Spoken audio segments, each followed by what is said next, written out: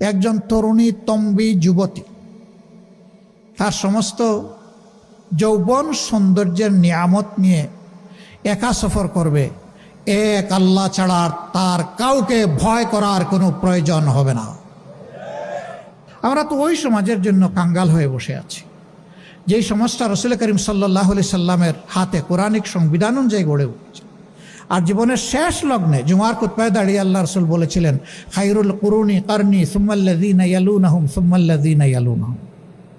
আমার যুগ বিশ্বের শ্রেষ্ঠতম যুগ, আমার পরের যুগ এর কাছাকাছি, এর পরের যুগ তার কাছাকাছি, এরপরে আল্লাহ রাসূল আর কিছু বলেন, কারণ খেলাফতের নিয়ামত অতটুকুই ছিল।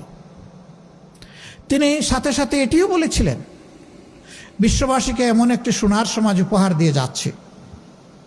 ইয়েমেনের সানা থেকে মরক্কোর হাজারামাত, এই দীর্ঘ রাস্তা একজন তরুণী তম্বী যুবতী তার সমস্ত যৌবন সৌন্দর্যের নিয়ামত নিয়ে একা সফর করবে।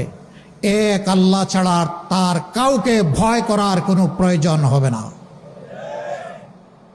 এবং সেই সমাজ তিনি নিশ্চিত করেছিলেন। মাদের ব্যাপারে ভয় দেখানো হয়, জামাত ক্ষমতায় আসলে সবাইকে একটা করে খোলা রাখবে। ইসলামের বিধানে চোখ খোলা রাখারও আছে, আবার মুখ খোলা রাখারও আছে। হ্যাঁ, কেউ যদি চোখও না ডাকেন, মুখও না ডাকেন, জামাতে ইসলামে কাউকে জোর করে বোরকা পরাবে না।